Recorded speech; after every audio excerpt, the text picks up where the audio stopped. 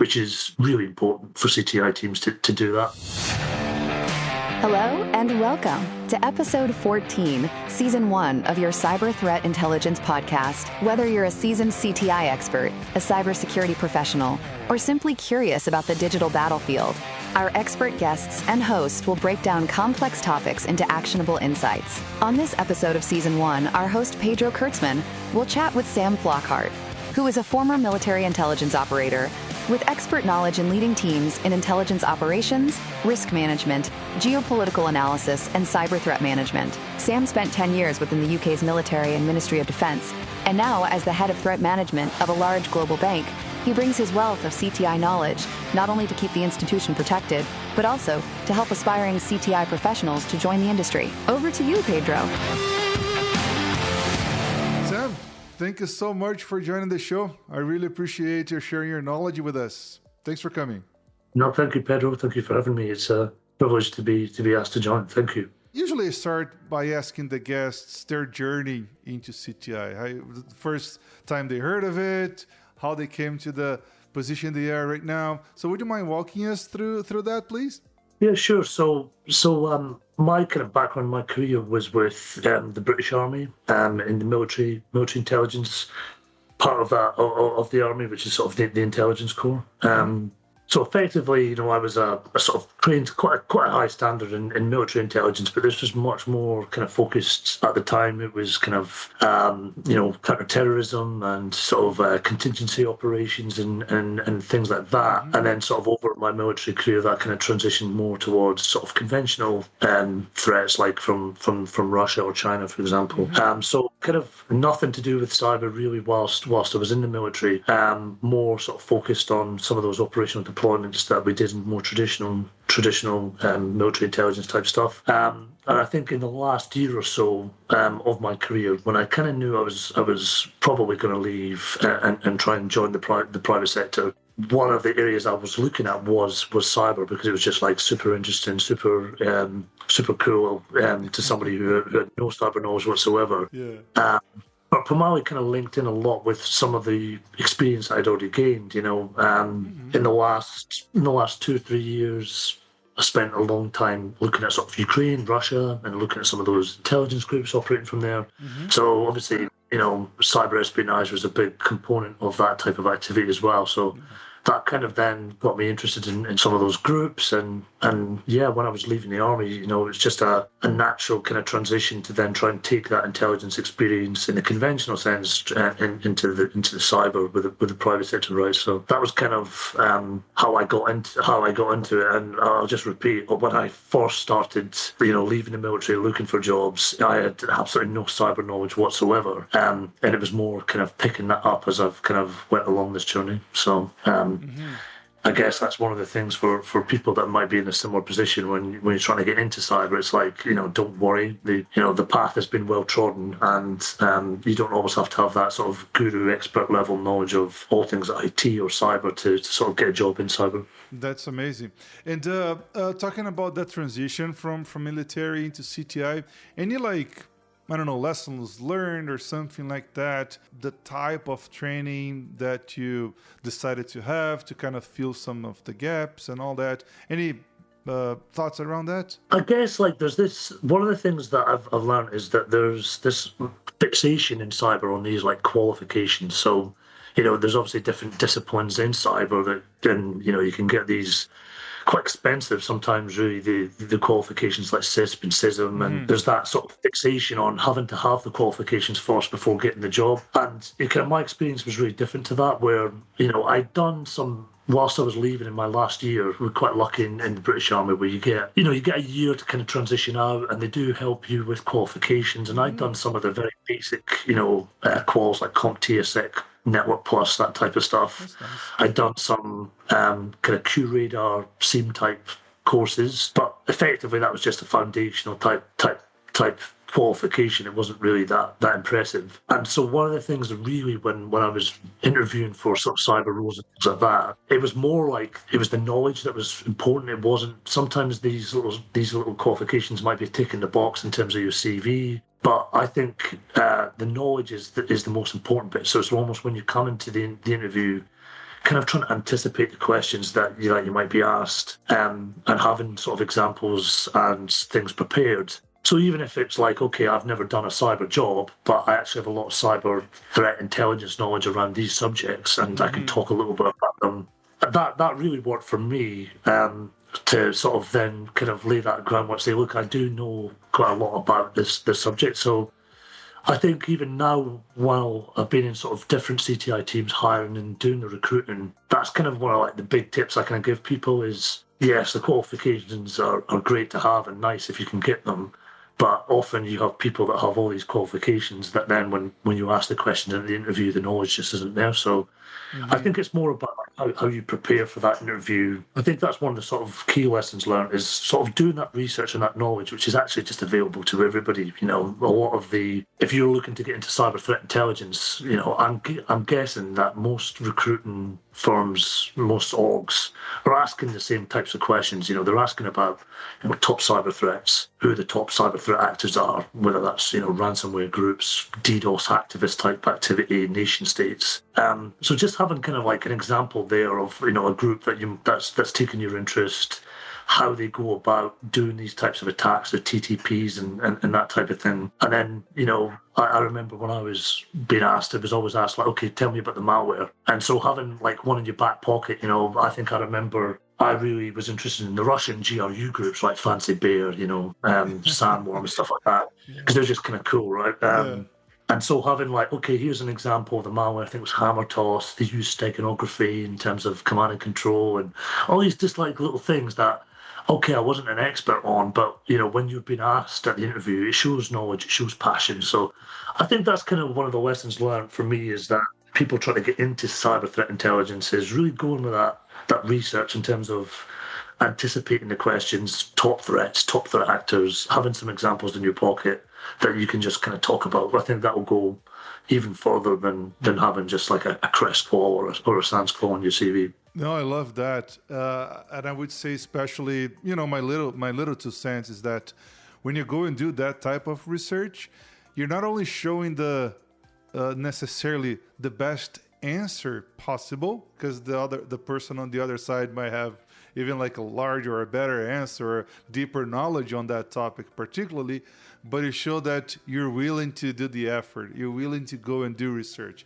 you're curious to do that stuff. And that's like our day-to-day activities. They're like all around doing that kind of digging, right? And I think that's super important for sure. You mentioned something about the prior on your military experience, the focus on some of the other military groups or attackers, or maybe now known as APT groups. Any particular knowledge about the Russian side or the way they usually target other organization or countries, or something related to their culture, history, many things related to them? I think so. So this is where like I tried to use that military background and intelligence experience really to help me get these, you know, the cyber threat intelligence roles when I left. And you know, I might not have known quite a lot about cyber, but I did know a lot about Russia and Ukraine, having served in sort of on Op Orbital, which was the British military's training mission for Ukraine. I think I was on that op in and out for 3 years, probably longer than almost anyone in the British Army at that time. And I had quite a lot of exposure to sort of Russian culture as well, with family from there. So yeah, I didn't know a lot about cyber, but I did know a lot about sort of Russia. That was my area of expertise whilst I was in these roles within the military. So, you know, how do you use that to your success? And it's kind of like, well, you've got all these, you know, technical cyber frameworks and technology and you know, very complex ways of doing all these attacks, right? But at the end of the day, it's a human at the end of the keyboard, whether that's a military unit or whether that's a ransomware operator. So the cultural aspects in terms of understanding, you know, their behavior and understanding, you know, sometimes their slang and the language which they're speaking to each other on these underground forums can be really important. You know, understanding if you're having to negotiate with a ransomware operator working for, you know, some of these CTI companies, you definitely need to have that cultural understanding of, you know, of that. So, you know, I try to use a lot of that experience that I did have and bring that into cyber. And there's loads of good examples of this. So probably I would say for most orgs, if you ask them, in the private sector, if you ask them who the top threats are, they're probably going to say something like ransomware, right? Because it's such a prevalent threat. And, it's kind of like the key components of ransomware. Ransomware primarily kind of comes from Russian-speaking regions in Eastern Europe, mostly sort of Russia, but also Ukraine, Moldova, sometimes Central Asia as well. Why is that? It's kind of like an interesting question, right? Why is it that effectively this ecosystem that is built on the dark web, you kind of have to really have that ability to speak Russian to kind of get by.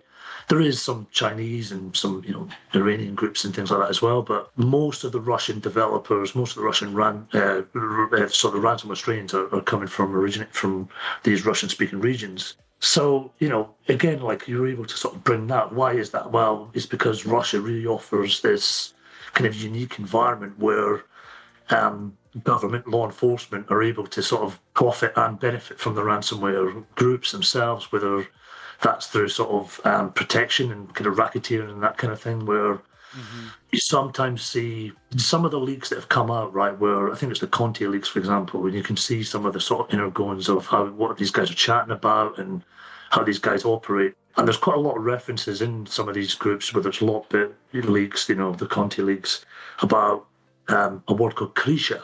And Kresha's basically the Russian word for roof.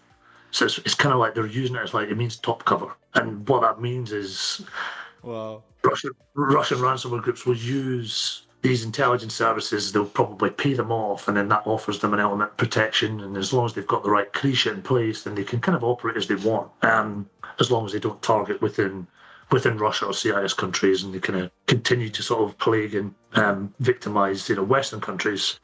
So you kind of get these little concepts that are kind of that have translated from my understanding of Ukraine and Russia into that ransomware space, which is kind of cool, and you can kind of use, and you can talk about some of the sort of human element on the other side as well, right? Very interesting. Would you mind expanding on that, please? I think one of the things that's just interesting is like I said, a lot of the cybercriminal, a huge portion of cybercriminal activity comes from those regions. So you kind of want to be able to understand, that type of environment. Like if you were a military intelligence operator working in a conflict zone, you kind of have, again, like a structured process, right, of going through these things. So you kind of look at your battlefield first. You look at the geology.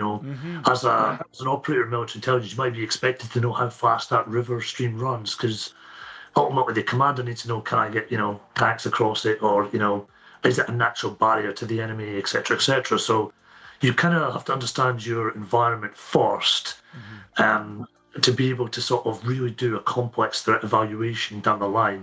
Where are your weak points? Where's vital ground? And so on the cyber side of your network, it's exactly the same, right? So you want to, understand your perimeter, what devices make up that perimeter, VPN connections, firewalls, which ones have you got? So when there's vulnerabilities coming out. So the kind of concepts are, again, quite similar in terms of things like that. But with the Russia stuff, you kind of need to know, like, who are these operators? Why are they able to operate in this environment without really fear of arrest? What does that mean? How do you kind of try and disrupt or have an impact?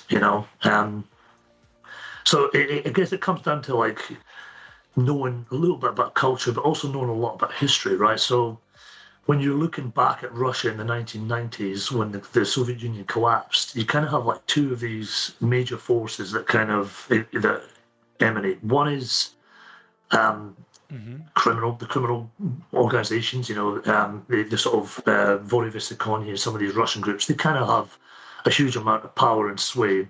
And the second political faction is kind of like the political sphere under Boris Yeltsin, but he's kind of dominated and surrounded by these oligarchs, right? So, people like Boris Berezovsky, Roman Abramovich and Yakunin and all these different, Mikhail Khodorkovsky, all these kind of figures that emerged because they were basically buying up all these businesses, and they basically had a lot of financial clout, and they would have this, what they call like a symbiotic relationship with these criminal groups, where they both mutually benefit from each other, right? Because you've got the muscle, and then you've got, the political, the financial, and everyone kind of benefits from this ecosystem. And the political organs kind of just oversee that and let that happen. But that when Putin comes to power in 2000, it completely sort of changes where he kind of turns on a lot of these oligarchs. He makes sure that they understand that he is the power vertical now. And, anyone who wasn't willing to comply with that regime, whether it was criminal, whether it was the oligarchs, they would effectively be taken down. So they all have to pay homage to the state. Some of these oligarchs obviously decide that they're going to do that. And some of those don't, like Berezovsky or Khodorkovsky, who then effectively kind of lose their power and influence over a period of time. But that's kind of like that ecosystem had already been built and established with this symbiotic relationship between organised crime, between the political units and between private businesses, banks, energy companies. And then ransomware kind of comes, emerges, many decades later, really. And sort of, I guess ransomware as a service kind of emerges as a big thing, big global threat in about 2015-ish, right?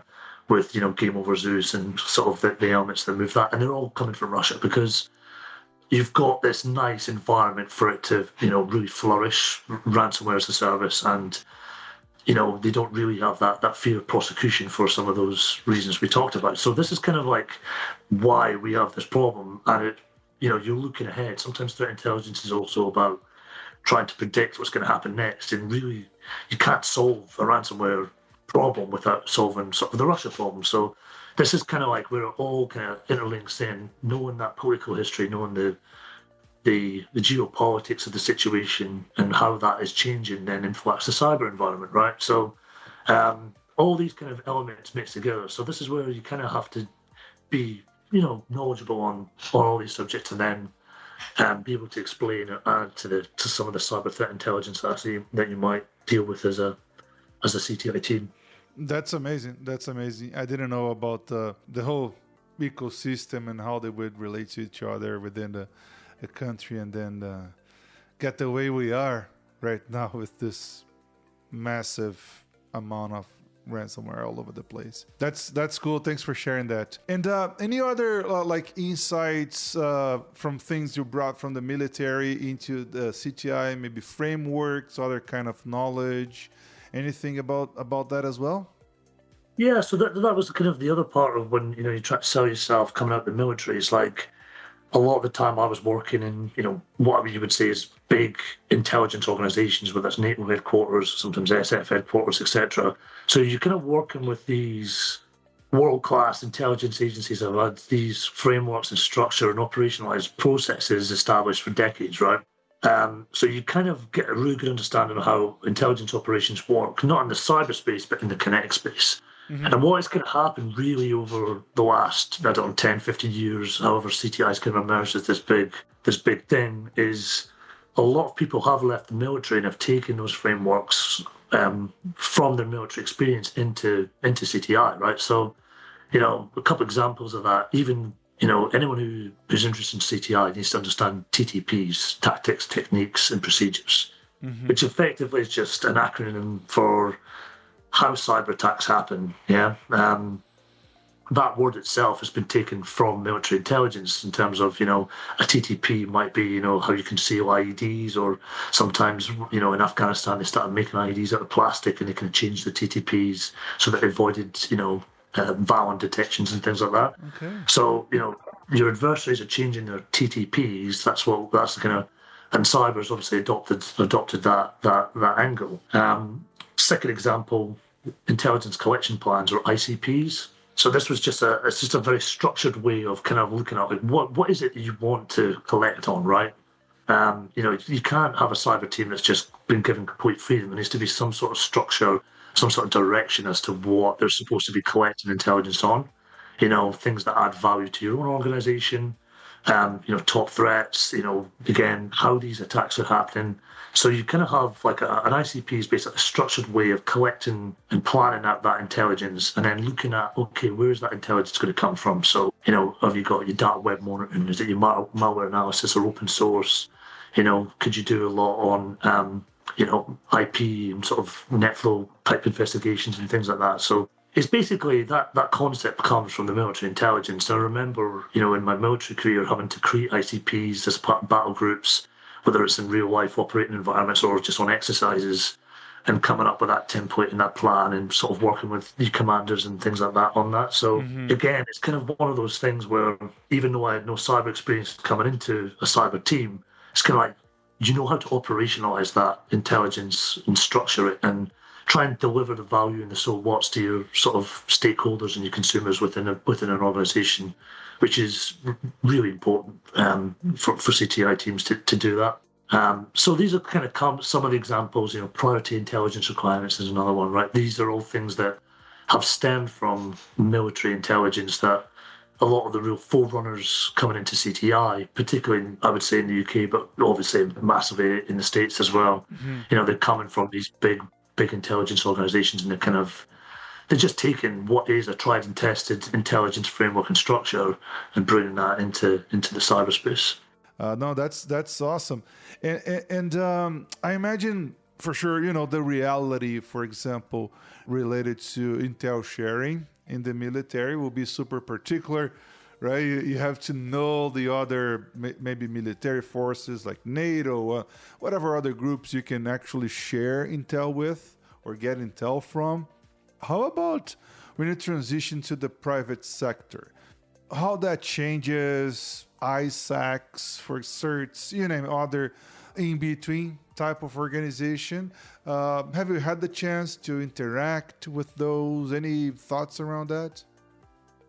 It's kind of like a weird one because there's obviously a little bit more freedom in the private sector. So obviously if you work for the government, you get security cleared, you might have access to sort of confidential, secret, even top secret information, right? So there's obviously huge legal constraints about sharing, and national security implications and things like that. So it's much more control, there's much more structure to that, and there's massive sort of strangulation and limits on what you can do, what you can share.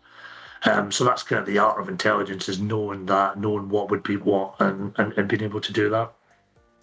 Moving into the private sector, there is a little bit more openness in terms of, an emphasis on proactive intelligence sharing to protect the wider, whether it's the financial sector, for example, or the wider, critical national infrastructure. There's the types of sort of external organizations and partners you may be working with. There's more of a willingness and openness to do that, I would say. But then there's also quite interesting constraints too. So, a lot of the time you might have an intelligence feed that kind of resembles like human. It's kind of like that dark web, underground ecosystem type thing where you've got potentially confidential sources and sitting on some of these forums gathering intelligence on some of these cyber criminal actors. Those sources still need to be protected, right? So there's that you can't just go willy-nilly share whatever it is if it's come from sources like that. So that you have natural caveats and restrictions on some of that intelligence sharing. It could be, legally privileged information in terms of, maybe there's a third party that might have an incident. You don't want the whole world to know. It's non-public information. And so again, you kind of are a custodian of intelligence that isn't available to the wider public, or you might be aware of it before the wider public. And so again, there's that's one of the real sort of, you're a trusted intelligence operator for a reason, because you know when and what to share. And then a lot of orgs will have ISACs, as you mentioned. So whether it's a financial sector ISAC, or sometimes, manufacturing or telcos might have their own, sector-based intelligence sharing. And there's kind of that, emphasis that you should be sharing more about, either whether it's just incidents, near misses, or again, compromised third parties or something like this, where you're kind of sharing within trusted circles. So you've kind of got these established structured forums where you can access some of that type of thing. Where a lot of, the organizations I've worked for, some of the best intelligence is coming from those types of ISACs and partnerships. So, but then there's still, as an intelligence operator, you're still trusted with, when and how, and you're still kind of responsible for the sort of knowledge that you might have now in your head that actually you kind of want to trust and protect some of the relationships that you build, and or some of the confidentiality and where that intelligence has come from. So there's a crossover still, but in the private sector, I think there is more of willingness to share. Oh, I love that. Super insightful. Thanks for sharing that. Any final thoughts? No, I guess one of my passions is obviously helping people trying to get into CTI, right? So it's about, that experience that I had, no knowledge of cyber, but what sort of questions and things as a recruiter or as someone who tries to hire, CTI analysts, what would you be asking? And getting into CTI is not really that hard if you've got good answers prepared for these questions. So, if you were applying for a bank, who would those top threats? What's the top cyber threats? Can you give a recent example of, a big cyber threat? So obviously in the UK at the moment, we've got, some retail sector targeting from ransomware. Globally, you've got North Korean sort of IT workers and insiders. And then you've always got China, the APT groups and the targeting of telecommunications, things like that. So all these things are like, okay, here's a nice example. Provide that recent example. Have a group of, the different types of cyber threats and threat actors that you've got. So whether it's ransomware operators, initial access brokers, APT groups, and have an example of how they're operating. And then also kind of think about okay, you're going to come in as a CTI analyst. Who do you think your stakeholders within an organization are going to be?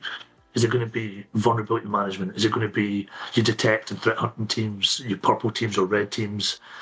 Is it going to be sort of security architecture, CISOs and risk teams and governance and compliance? And have a little think about who do you think is going to benefit from the types of intelligence you're going to produce, and at what different levels do you have to tweak or cater the product?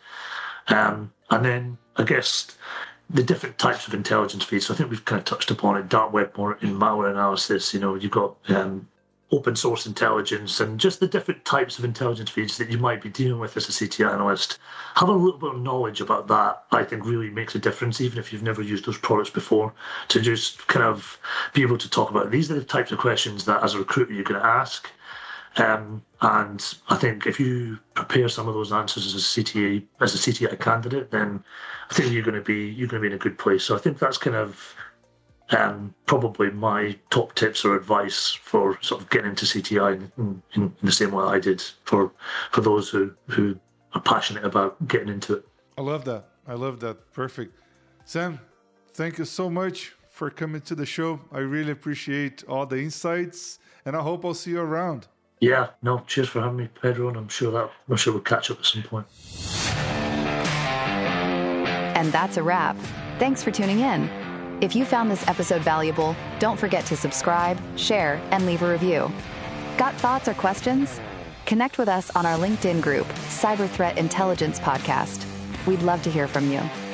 If you know anyone with CTI expertise that would like to be interviewed in the show, just let us know. Until next time, stay sharp and stay secure.